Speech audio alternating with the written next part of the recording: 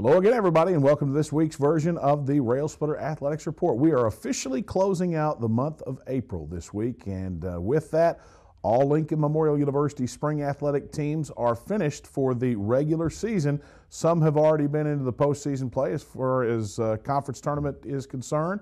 Some will continue on into the NCAA tournament. We're going to talk about that tonight as we still have three teams that will be participating in the NCAA tournament in the next few weeks.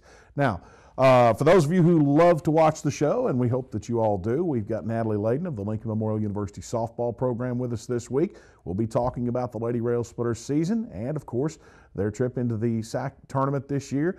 30 wins this season for the Lady Railsplitters, so something that hadn't been done in some time. But in the second half of the show, we'll be talking with LMU head tennis coach Benny Collins, and we certainly hope that you'll stick around for that as well. Stay with us. We'll be back after this on the Railsplitter Athletics Report. Sigmund Communications is your local radio and television stations bringing your local information, local news, and the best music from yesterday and today. Sigmund Communications was established in 1987 on the campus of Lincoln Memorial University. Since then, we have been involved in community events and other projects. Sigmund Communications is not only your local radio and television stations, but we are a learning facility aimed at educating students in the field of broadcast communications. Sigmund Communications, not just the great building with satellites that sits on the hill. We're now MediaStream, bringing home to you more and more improvements. As your hometown team, we're dedicated to bringing our friends and neighbors more service upgrades than ever before. Always available 24/7 customer service and technical support. 30-day money-back guarantee on services. Improved bundles that will save you money. Get ready to do more of the things you love with the people you love and with savings you'll love. Call 1-800-392-2662 for details. MediaStream, bringing it home to you. Bringing it home to you. Since 1973, DeRoyal has been a leader and an innovator in manufacturing products for the healthcare industry. DeRoyal supplies more than 20,000 products and product lines such as acute care, orthopedics, wound care, and trauma. DeRoyal is proud to be the largest supplier of orthopedic soft goods to clinics and hospitals in the nation. Since its start in Tazewell, Tennessee, DeRoyal has grown to open factories in over 29 locations worldwide and employs over 2,000 people. DeRoyal, a name you can trust and an employer you can count on.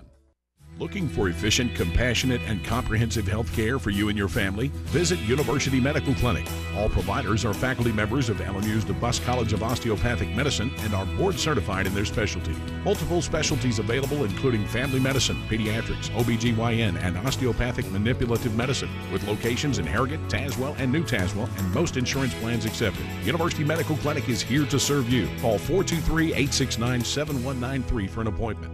University Medical Clinic. Welcome back to the Railsplitter Athletics Report. This year Natalie Layden took over in her first season at the helm of the Lincoln Memorial University softball program. And Coach, I think all in all, a 30-22 record, not bad. I know that coaches always want to pick up more wins. They always want a better record. But hey, great start for you in your first year at the helm, and we're back into the SAC tournament. We're back up there with a winning record. 30 wins, not bad. We are. We're happy where we were this year, but of course not satisfied. We're still working to get better every day, and we met our goals for this year, and we laid down the foundation to build on. So we'll keep working from there, but definitely not satisfied, but pleased with how our season went. You didn't back off of anybody when you started the season. I mean, you went out and you got off to a rough start down there in Milledgeville, Georgia. You lost your first 3 matches, I think, but you got your first win over Georgia Southwestern. Mm-hmm. But right after that, out of nowhere, we knock off the number 12 ranked team in the country in North Georgia. Yeah, Georgia College, we lose to an extra innings and 2 one-run games, who are now ranked 22nd in the country. Then we turn around, we beat number 6 in the country. So it just shows that there's a lot of change, a lot of up and down as far as newcomers and that kind of thing, where everything's different. Where you get great games and then you get games that maybe aren't to your expectations, and hopefully we'll iron out some of those wrinkles and get more consistent as we go. For the most part, a young team that's still getting used to the coach's system. They're getting used to you. You're getting used to them. You go through a few losses after that, but you come right back with a regional sweep of Lees-McRae. and then you back that up with a sweep over Virginia Intermont. Yeah, once we got home and got a little bit more comfortable in our own beds, that kind of thing, we had a winning record at home. We played well here. We turned around and we beat LR. We beat some bigger teams at home as well. So I think that, our team likes to play at home, but and next year we got quite a bit on the road. Now, when I move up through the season into the mid-season area, I remember distinctly you went to that tournament up in Louisville, the Bellarmine Classic maybe is what it was called. I heard you beat Ashland, and I thought, boy, that's a big win, because Ashland usually has some pretty good softball. Yeah. Then you beat host Bellarmine, and I thought, wait a minute, what's going on here?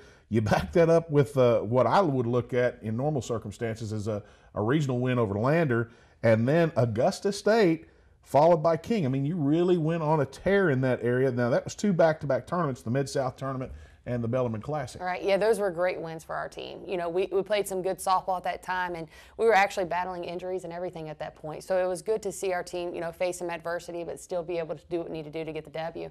I think it'll definitely help us in our maturity and where we're going for next season.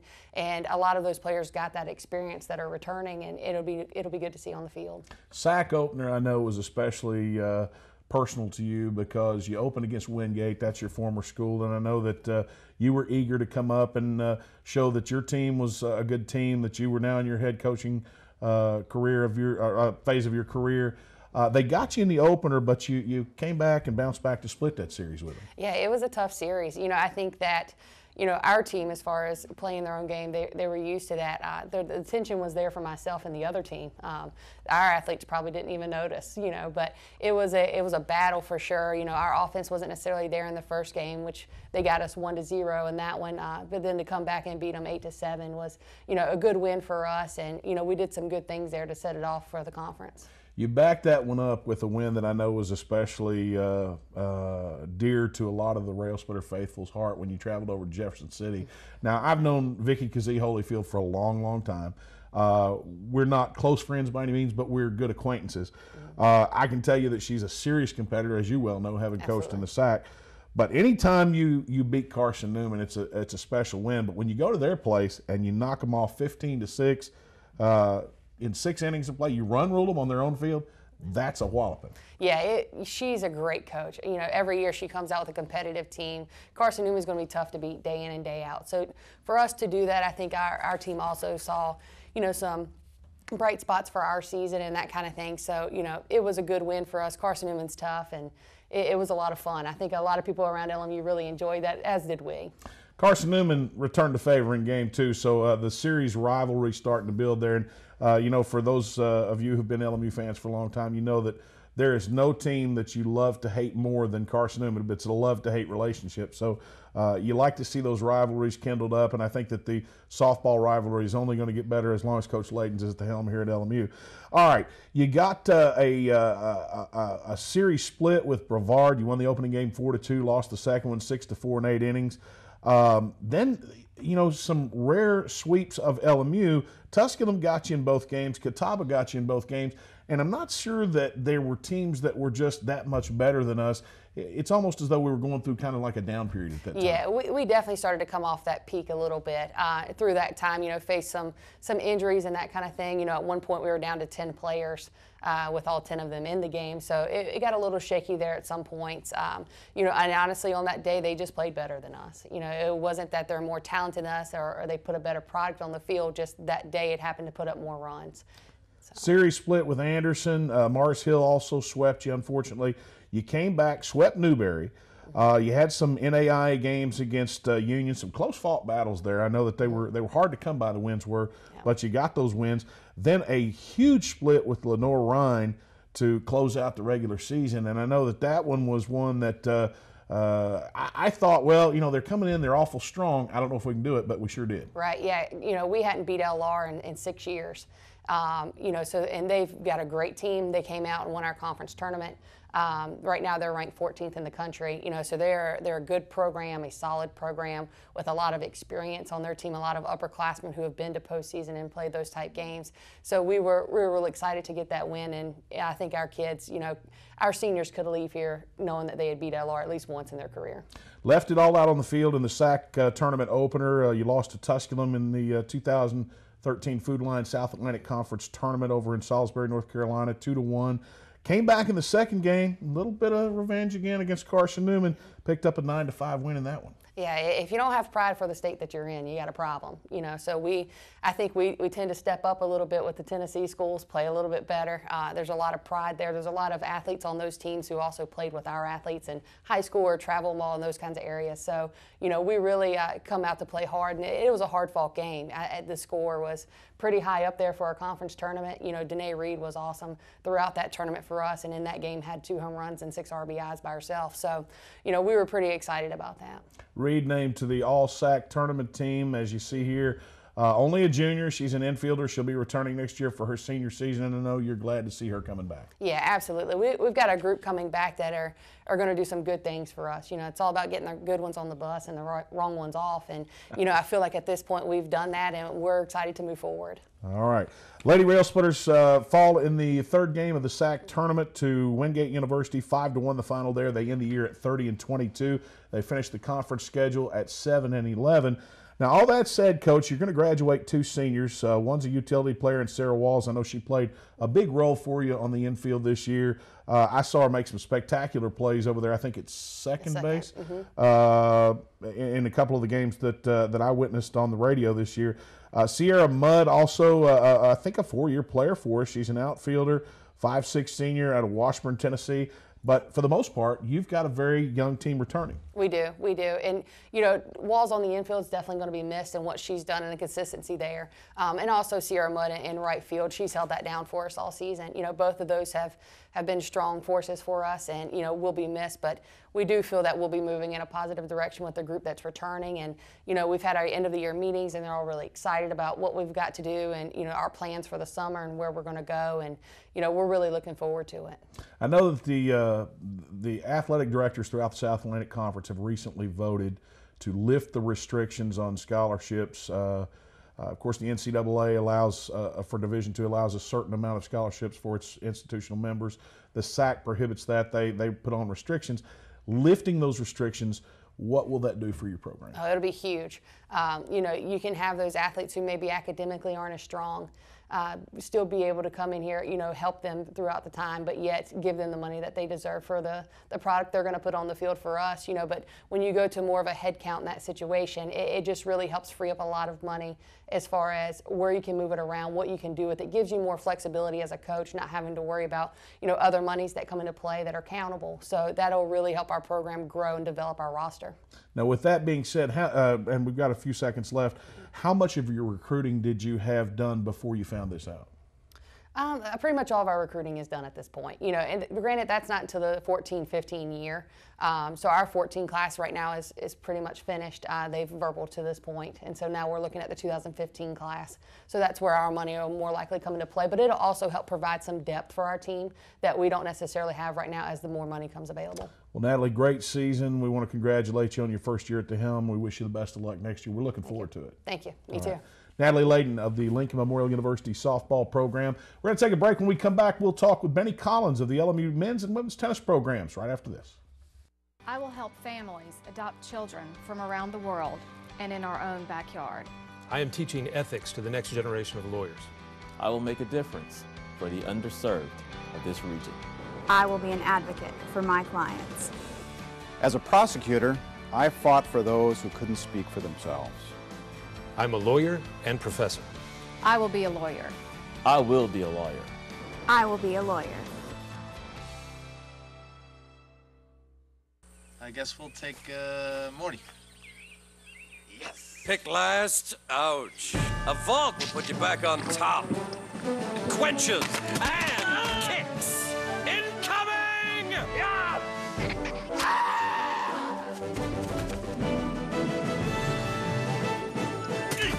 You're a super soda mercenary!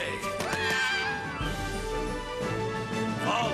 Drinks like a soda, kicks like an energy drink. Get to it!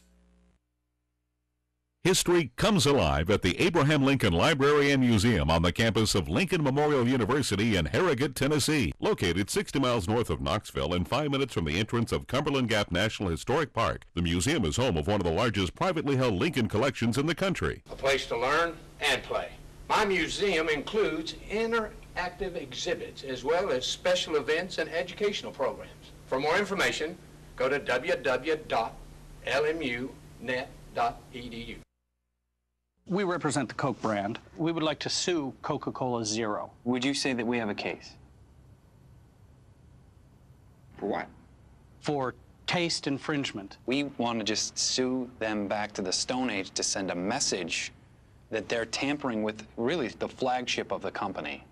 It's one company. It's like you suing yourself. Yeah. But they're on a different part of our floor. Da, da, da, da, da.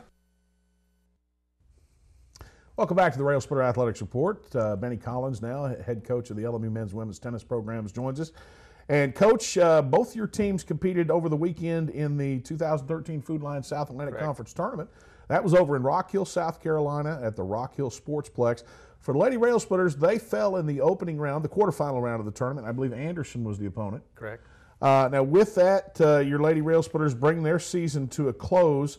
You're going to lose one senior off that squad, and you know, you can't lose one much bigger than that when you talk about losing your number one. Leah Donoff, a senior out of Tip City, Ohio. She'll finish the season at 12-3 in singles at the number one position, but for a career, 58-14 overall at for her total record. In doubles, she's 60-13. You know, that's all at number one singles, and a part of it was at number 3 doubles, and most of it was at number 1 doubles for her. You know, we're losing Leah. She's been a stellar player for 4 years. She's been the conference player of the year, the freshman player of the year. She was the ITA rookie of the year her freshman year. She's done nothing but perform for 4 years at a high level for the LMU Railsplitters. Well, it's it's unfortunate, but you do lose players as they go through their academics and graduate, and they are the building blocks to what we hope will be championships down the road in the history of the program. Now, for those of you sitting at home, you might be saying, what is this? What is this thing standing in front of us? Did Travis Muncie leave his trophy on the table from last week's show? No, he did not. Coach Collins and the men's tennis program took home the 2013 Food Lion South Atlantic Conference Tournament Championship. And I'll tell you, they went into the tournament as the number 3 seed. They came out as the number 4 seed, beg your pardon. They came out as the number 1 team in the South Atlantic Conference Tournament. And only just before this show, I learned that they, in effort to win that tournament, they won 3 consecutive matches. And that is the first time that that's ever been done in SAC history. You know, Jeff Childers from Catawba called me and told me that. And, you know, it's hard to win 3 consecutive days in a row. You know, your legs get off from under you after that second day. And doing so, when we was playing Anderson the second day after we beat Newberry, you know, Marcella had a tough 3-set match and won it in a tiebreaker in that 3rd set. And the next day, he was sort of down on gas in his legs. You know, he was struggling, was cramping up, and so it made it tough for us. You know, Philip won his singles match. Will won his singles match. Marcella was struggling with the cramps. Alexi was having a tough time. Gabriel Martin split sets, and he knew he had to win that 3rd set. He come through and won the 3rd set, and Guy was playing number 6 singles. He split sets, and just as Gabriel won his 3rd set, and Guy knew he had to perform. We had a freshman playing in that position. All the weight was on his shoulders, and he come through. All right, let me go back a little bit here. You finished the year with the SAC tournament. You're still going in men's play. You've got a 14-5 overall record. You finished 7-2 in the league. As you said, you were the 4th seed in the tournament. Right. You won your last 4 matches. Your last regular season match was against Mars Hill. It was a 5-4 win. You beat Newberry in the quarterfinal round of the SAC tournament 5-3. You knocked off Anderson, which was a huge win. Huge win. 5-3. They were the number 1 seeds. That's correct. In the semifinals. And then you knock off number 42 nationally ranked Wingate in the championship.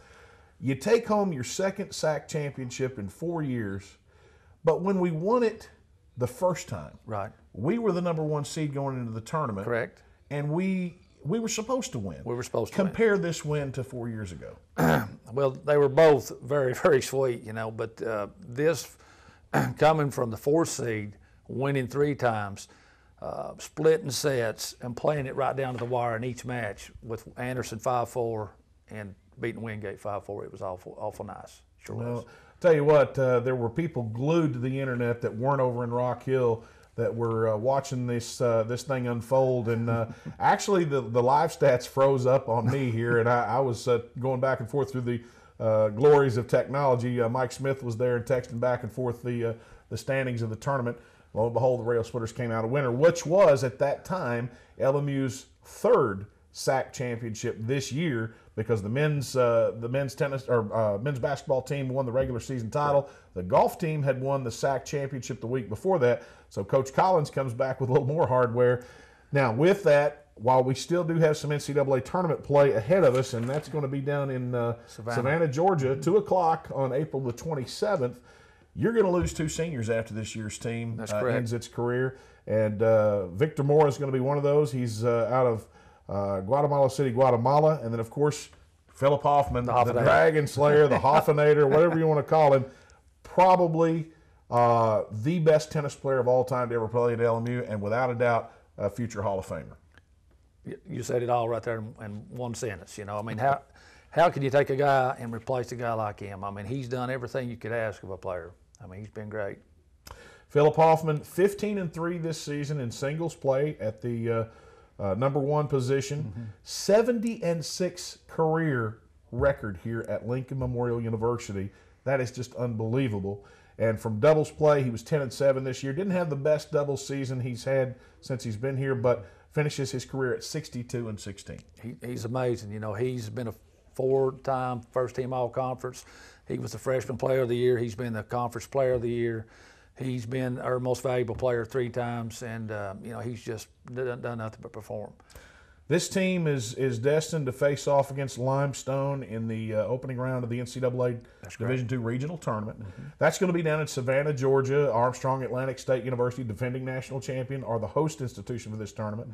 Coach, some really stiff competition in this NCAA Regional. You know, if we get past Limestone, we played them the first match of the year, and they beat us 6-3. But we had been in the snow season here. All we'd been doing was shoveling the snow, fighting cold weather. They'd been practicing. They beat us 6-3. We didn't have our doubles lined out, and you know, I think now we'll match up very strong with Limestone and have a real good shot at beating them and going on to the next round. And we will face the defending champion Armstrong Atlantic if we do, the #1 team in the nation. So that'll be something to do. Well, if you get through the opening round, it's David and Goliath, but you have to get through the opening round, because for everybody at this point, it's one and done if you don't. It's one and done if you don't. And but we match up really strong with Limestone. It'll come down, I think, to a doubles game, getting broke on your serve and not holding serve. If we can do that, we can get 2 out of 3 doubles. We can beat them. I'm sure we can beat them. Let's match up with them. We got a couple of minutes left. Let's go back for just a minute and talk about recruiting. When you're talking about graduating players like Leah Donoff and Philip Hoffman, you don't replace players like that. Well, you hope you can, and I think I have.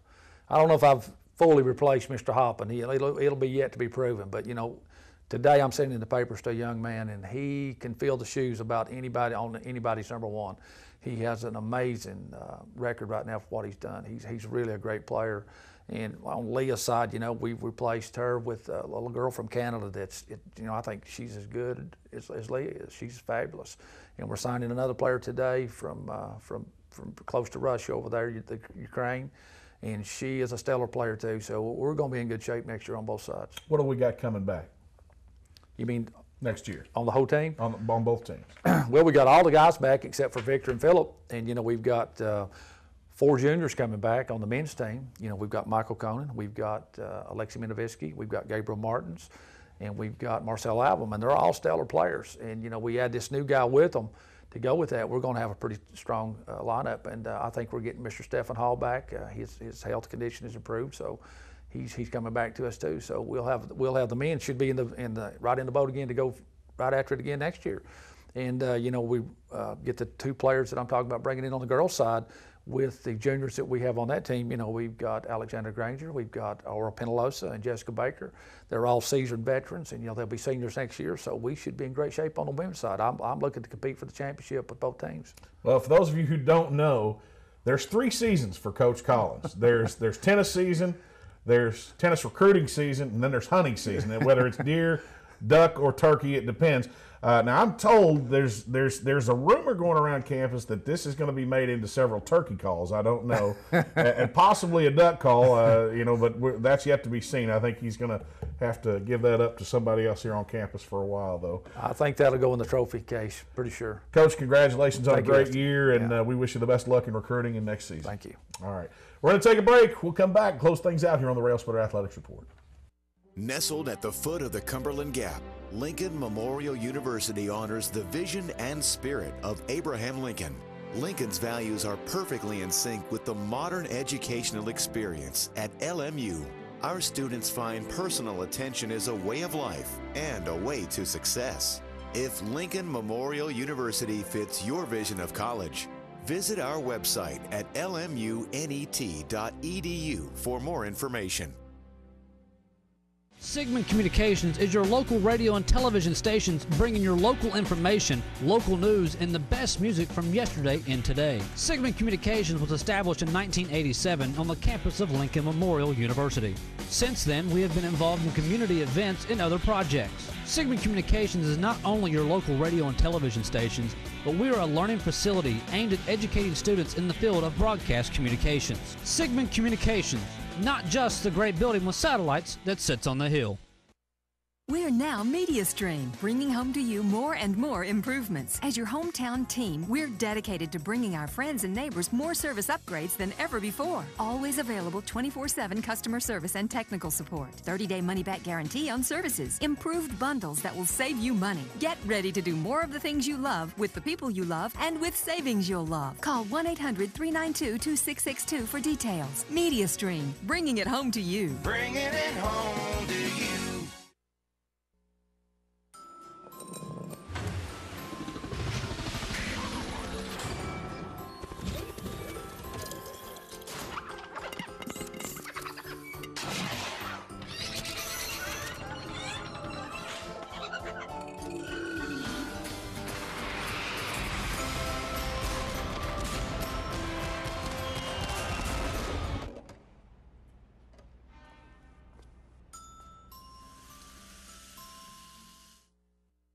Welcome back to the show. For those of you who are wondering, hey, when's the LMU golf team going to compete? When's the baseball team going to compete? The LMU golf team will be in the NCAA regional tournament. That'll be down in Mission Inn Resort and Golf Club down in Howey in the Hills, Florida. And that will be on May 6th through the 8th. Now, I don't know where Howey in the Hills, Florida is. I think it's down around Tampa or Orlando. But big tournament down there. We want to wish them the best luck. I'm told that Jamie Chapman, senior golfer for the Railsplitters, will not go down with the team. He's going to wait here, graduate, and fly down with assistant coach Matt Ringley after that. So he'll be there for the tournament, but rightly so. He wants to graduate as he's spent 4 hard years here. All right, LMU baseball team will go to their first ever NCAA regional tournament. They won their first SAC championship last weekend ever, and their first conference tournament championship since 1959. They will face off in the NCAA regional tournament May 17th through the 20th, and we're not even sure where that's going to be yet. The Railsplitters now 26-24, 13-14. A lot of players named to the SAC All-Tournament team, and we'll look at that real quick. Kurt Fuqua named the tournament MVP. Andre Rodriguez, Brandon Cowan, starting pitcher. Josh Coker hit a couple of blasts in the tournament that were key to the Railsplitter victories. Wes Todd pitched the final game and got the victory in the championship. Nick Presley, great way to end his senior year, and I didn't see that last one there, but 6 or 7 Railsplitters named all-SAC tournament, and just a great year for Jeff Sixeye and his team. So congratulations to them. We'll have more about when they're going to be in the tournament as it's made available to us. That's all the time we have. Until next week, good night, everybody.